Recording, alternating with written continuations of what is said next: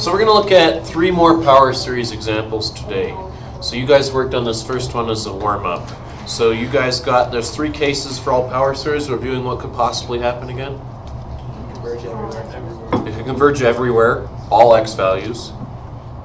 Only at the center. It could converge only at the center. That's like the least amount of convergence that you're ever going to have, right?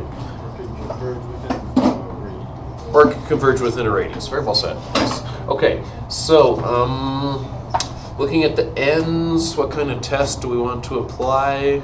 Ratio test is definitely our go-to for power series. It's not the only one, but anytime you have like a factorial thing, isn't that what we went with most of the time? Okay. So let's see, the limit as n approaches infinity, a sub n plus 1 over a sub n. It's going to be, I'm just going to start simplifying as I go, yeah? And x to the, what is this going to end up being? X squared. X to the 2n plus 1 times x squared. Isn't it going to be that? Yeah.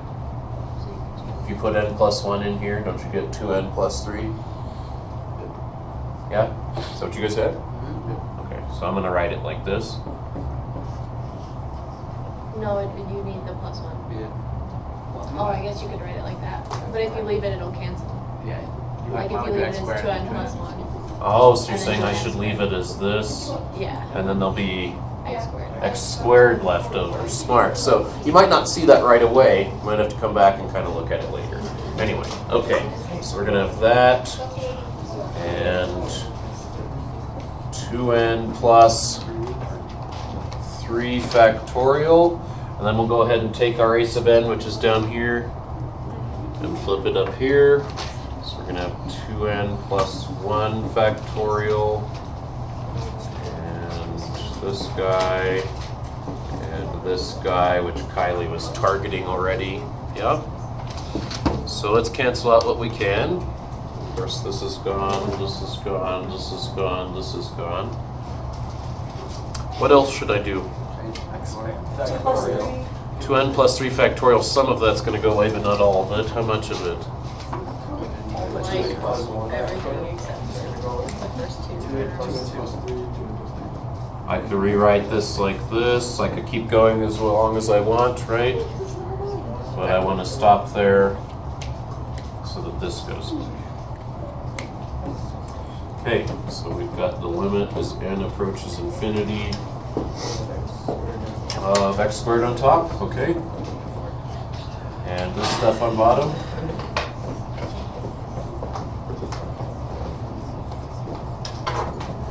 Now what?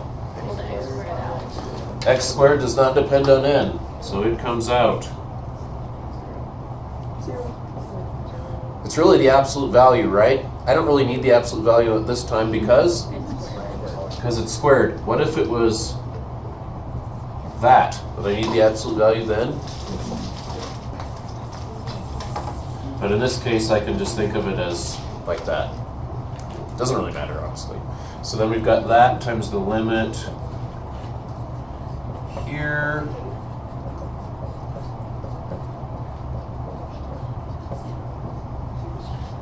Which is 0. So this is x squared times 0. And since this is the ratio test, we're really interested in when this quantity is less than 1, but 0 times pretty much anything unless it was infinity, that'd be indeterminate.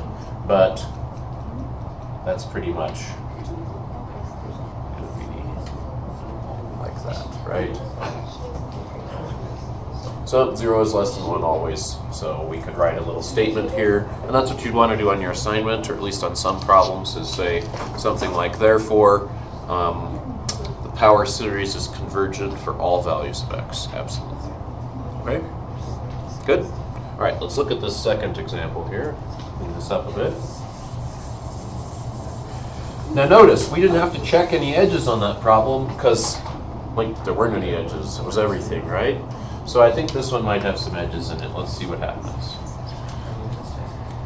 So we'll just use our ratio test.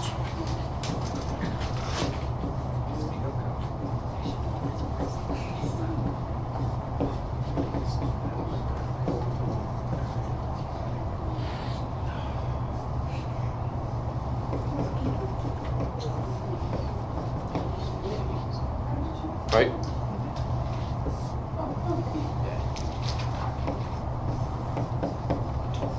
Right?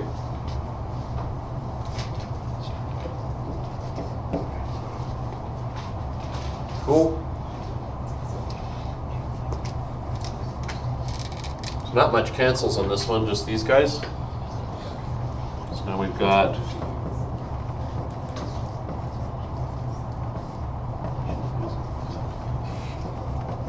just to clarify. The x comes out just like usual.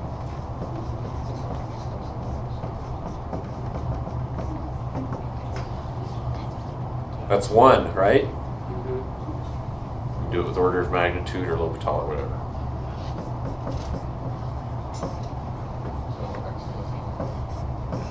So we want to know when that's less than 1. So this says the absolute value of x is less than 1. So let's think about this as an interval. Right there we know what the radius of convergence for this power series is. What's the radius? 1. What's the center? 0. So at 0, we're going to be converging because that's the center. That, of course, is obvious. Out 1 in each direction. So far, though, we've only established that the power series converges between -1 and 1. What about at the edges? You have to investigate those separately. Check your edge points. That's very important. The AP test used to be kind of lenient about that. They're not anymore. Which I think is, I don't know why they were ever lenient about that to begin with. They're silly. So definitely need to know the edges. So the edges, check them separately. So I like to do a little bullet point and say one of the edges is x equals -1. So just go in order, -1. So here we've got the series from n equals 1 to infinity of -1 to the n over n. I think you've seen that before. Doesn't it even have a famous name? That's the alternating harmonic series. Very good. The alternating harmonic series classically did what? Oh, maybe it's not classic yet. Conditional convergence. It converges conditionally. Katie is right. It was the classic example of conditional convergence. So this guy converges. If you want to show that, how do you show it? Take the limit of 1 over n, which goes to 0. Check. What am I checking? The alternating series test. And then I also need to show that 1 over n plus 1 is less than 1 over n, which of course is true. So it's decreasing always. Its limit of the sequence without the alternator goes to 0. So by the alternating series test we have that this guy converges. So what can I do right here? Bracket. On that edge it converges. The other edge is x equals 1, which means I'm looking at the series from 1 to infinity of 1 over n. 1 to the n over n. Now you said that was just 1 over n. Why is that, Katie? Because 1 to anything is 1 to anything is 1 and less than anything is infinity. Now we technically are going all the way up to infinity, but just one case I don't think is going to have an impact here, so that's a good question. And this is the classic series, the harmonic series, which diverges, of course. So that guy's going to have to stay a parenthesis. Okay? So that's where this power series converges. So if you wanted to use it to approximate some function, I don't know what function it's equal to, you could only pretty much do so between there and there. If you want to go outside of that, you'd have to alter the series, shift it or something like that, which we're going to be doing. Okay? Let's do another example.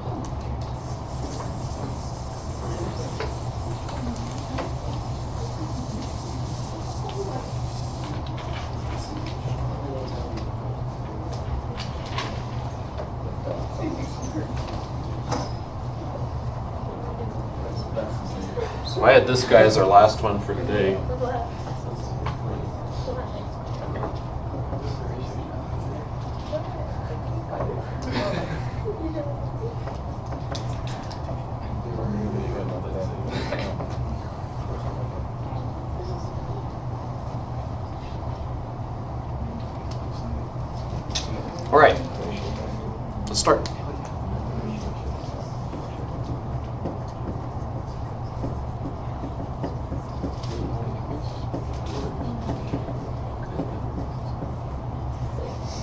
Oh, Sam, by the way, did that stuff about the alternating series and the harmonic series kind of ring a bell? Yeah. Okay, good. It's been a while. Okay, so a sub n plus 1 is going to be this.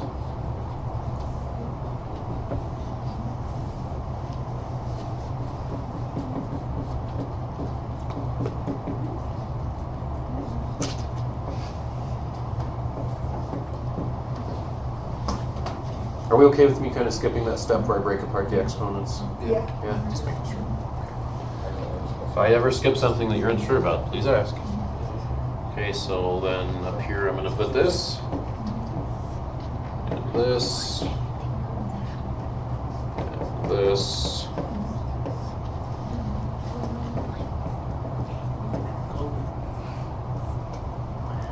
Some stuff cancels out, right?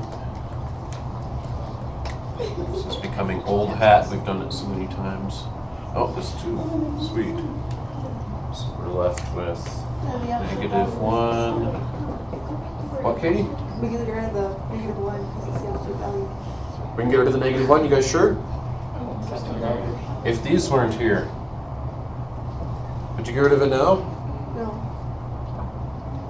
But since that's an entire distinct quantity, it's really just one quantity over 2, which is really just one quantity, and the absolute value of one quantity that's negative is positive, right? Now, if you had different quantities in there, you can't do that same kind of thing. You gotta be careful with absolute values like that. They're trickier than you might think, so I really don't need this either, do I? No. There we go. And what can I do with this? Pull it out in front, and really this is all one chunk. Can all of it go out in front?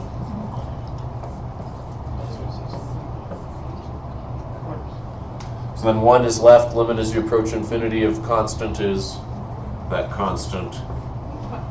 So we've got that, right? Get rid of my equals over here. Are we good? Okay. This 2, I think you can go like that. Because it's just one thing, same reasoning. Can I erase it on top though? No. No, why? Because ours could be negative. It's one thing plus another thing, so it has to stay up there. So I could go like this. If I multiply by 2, and then that we talked about yesterday as like an inside interval, since it's less than radius of convergence we already know is 2. The center of convergence is -1, right? Because remember, when you're thinking about distance, you always got to think of a minus. This is like minus a minus. That's how we did it in algebra 2 with me anyway. But even if you're having trouble with that, don't, because remember, you can do simple little things like this, right?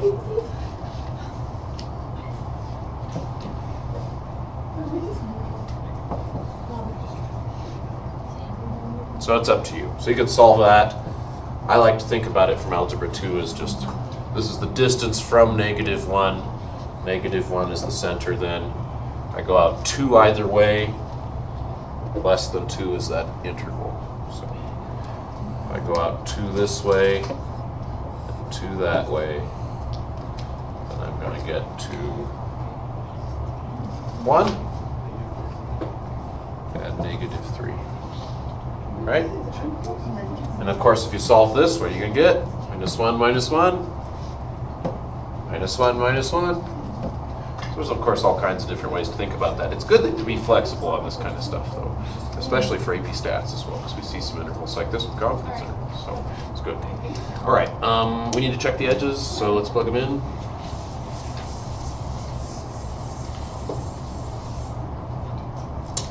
So we're going to look at x equals -3. Should have done green, my bad. Here we go.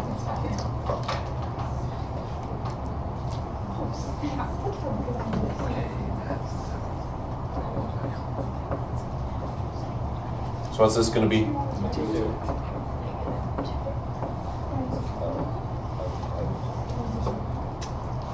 you just get rid of the negatives?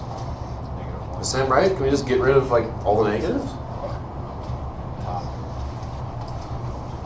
Because the there's going to be two negatives, there's going to be two negatives, and there's negative. They're getting it. Are you guys getting it? Let me try to show it.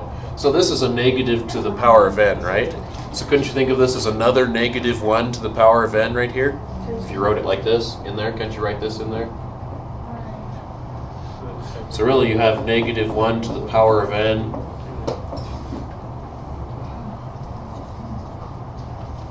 squared. And even though this is an alternator, if you square an alternator, it's no longer an alternator. Does that make sense? Now these guys were just thinking about it, I think, a little. Were you guys doing that? I think they were just thinking, oh, there's like two negatives there, basically, which they're right. There's some proof if it makes you feel better, okay? So really, don't care. What's left then on top? 2 to the n. 2 to the n, which is 1, which is,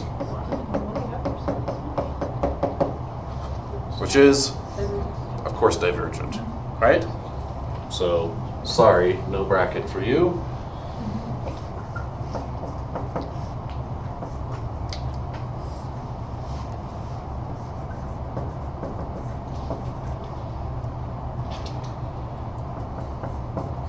Stick in 1.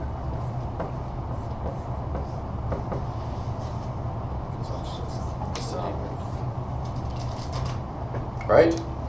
I'm lazy. Divergent, why?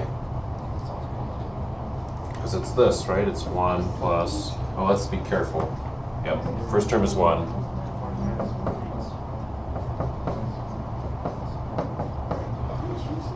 You might, of course, be tempted to say that that's convergent because they're kind of canceling out, almost telescoping, right? But since this is infinity and not some finite number, you can't actually decide. It's what an undecidable problem. And you guys instinctually knew that this is divergent, so that's good. Okay. Remember, if you have an alternator, you should really be going either to the alternating series test, which this will fail because, of course, it's not limiting to 0. It's limiting to 1. Fail. It's not decreasing. Fail. So it fails the alternating series test. Absolute convergence is the only other way to go with an alternator. If you take the absolute value, though, you get 1, and you get this, which, of course, diverges, so it fails both those tests, just to be consistent with all the other ideas we've done. Okay? So, sorry, no bracket for you either. There's a few more examples of power series. Just make sure you check those edges, and I'll see you next time. Oh, aardvark